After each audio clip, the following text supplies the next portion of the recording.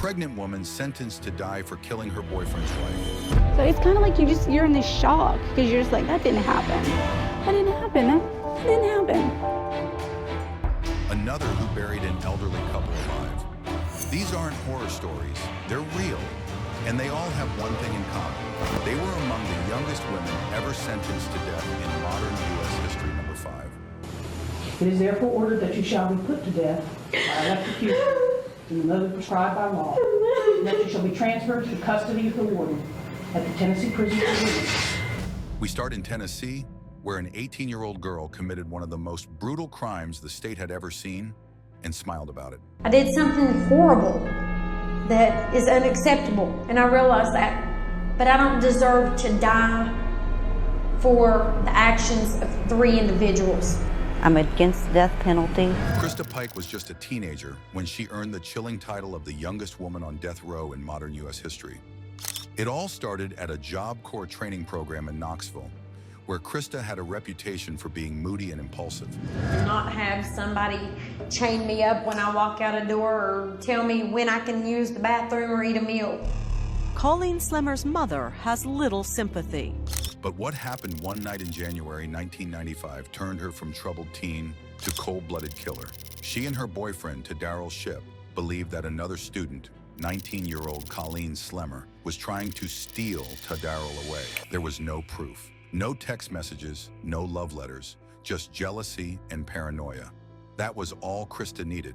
So she lured Colleen to a secluded spot near the University of Tennessee. What followed was 30 minutes of pure horror. Krista and her friends beat Colleen with asphalt, carved a pentagram into her chest, and then smashed her skull with a chunk of concrete. But that wasn't the most disturbing part.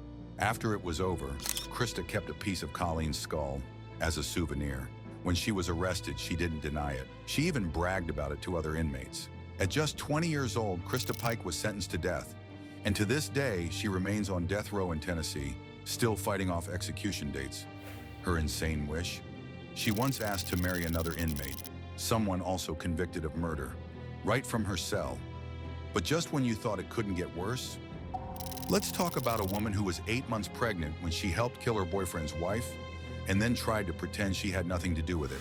And I actually went through a stage when I first got here where I was really stressed out and just, my hair was falling out by the handfuls. I mean, because it was hitting me and it was like, wow. So. Do you think that you did go through a slight depression then when you got in here? When I first got here, I even had medical issues for a couple months because I was just really stressed out. Amelia Carr was 26 when she committed the crime that would land her on Florida's death row. The victim, Heather Strong, the estranged wife of Carr's boyfriend, Joshua Fulgham.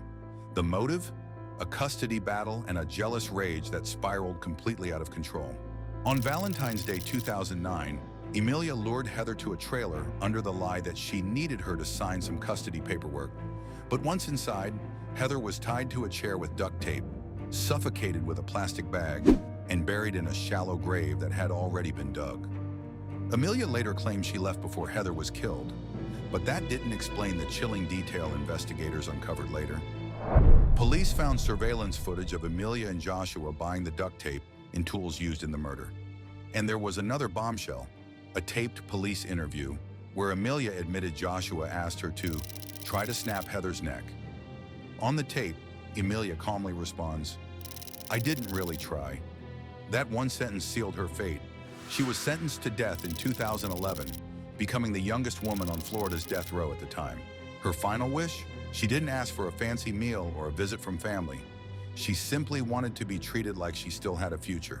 She told reporters, "We call it Life Row because we're not dying, we're living." But the next woman on our list, she didn't just take a life. She made sure her victims died in the most horrifying way imaginable. Tiffany Cole was once a cheerful, flute-playing high schooler from Jacksonville, Florida. But by the time she turned 23, she was known for burying 2 people alive. In July 2005, Tiffany joined 3 men, including a guy she had only known for 3 weeks, to rob and kill Carol and Reggie Sumner, a kind, elderly couple who had once been her neighbors. The deaths of Reggie and Carol Sumner, who lived next door to her family and died after being buried alive and suffocating on dirt in their lungs. Tiffany had even stayed at their house in the past, But this time, she came with a shovel. She and her accomplices tricked the Sumners into opening their door. Once inside, they forced the couple into the trunk of their own car, drove them across state lines, and took them to a grave they had dug the day before. What happened next is absolutely shocking. Carol and Reggie were buried alive. The autopsy confirmed it. There was dirt in their lungs. Tiffany didn't pull the trigger. She didn't swing a weapon. But she dug the grave, stood there while it happened, and then celebrated with photos, smiling next to the burial site. At her trial, the jury saw one of those pictures. It was all they needed. Tiffany Cole was sentenced to death. But years later, she claimed she'd been manipulated, that she thought the grave was only to hide stolen items. She now calls death row life row and says she's found peace behind bars. Her wish? She simply wants to live long enough for her appeals to go through. But she refuses to believe she'll actually be executed. If you accept it, she said, you're already dead. But our next case doesn't involve revenge or jealousy or a botched robbery. Christina Walters was just 20 when she led one of the most senseless killing sprees North Carolina had ever seen. In 1998, Christina was a leader in a local Crips gang, and to prove loyalty, she ordered what they called a random test. The goal? Kill for the gang. No reason, just to show you're committed. That night, Christina and 2 other gang members drove around Fayetteville looking for victims. The first was Deborah Cheeseborough, a 37-year-old woman they kidnapped at gunpoint, drove to a remote area, and shot 7 times. Somehow, Deborah survived. But the nightmare wasn't over. Later that night, Christina's group kidnapped 2 more women, Susan Moore and Tracy Lambert, aged 21 and 19. This time, no one would survive. Both were executed with a single shot to the head. Christina was arrested within days. During her trial, prosecutors showed how she had masterminded the entire attack, ordered others to pull the trigger, and felt no remorse. At 22, she became one of the youngest women on North Carolina's death row. Her insane wish? She's repeatedly asked the court to review her sentence based on her age and trauma history, claiming she's changed. But survivors like Deborah Cheeseborough say they relive that night every single day. And just when you think it's over, let's talk about a mother, a nurse, a woman who was supposed to protect life. Instead, she decided to end it, starting with her own children. Christina Marie Riggs was 26, living in Arkansas, and struggling with deep depression when she made a decision that stunned the entire nation. A nurse by profession, Riggs had access to lethal medication. And in November 1997, she decided to use it, not on herself, but on her 2 children. She gave 5-year-old Justin and 2-year-old Shelby potassium chloride, the same drug used in lethal injections. When the drug didn't work fast enough, she smothered them with a pillow. Then she tried to end her own life. She survived.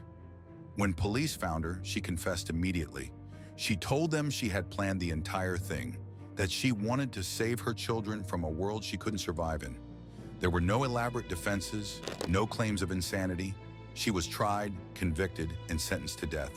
And when her appeals came up, she refused to fight them. In fact, Christina Riggs asked to be executed. Her only wish was for the victim's family to forgive her. On the day of her execution in 2000, she remained calm and composed. Her last meal? Stuffed crust pizza, salad, and cherry-flavored punch. Her final words? There is no way words can express how sorry I am. I hope my death brings you peace. She was the first woman executed in Arkansas in over 150 years. And if you thought these last wishes were strange, make sure to hit that like button and subscribe to the channel for more of the strangest things that death row inmates did.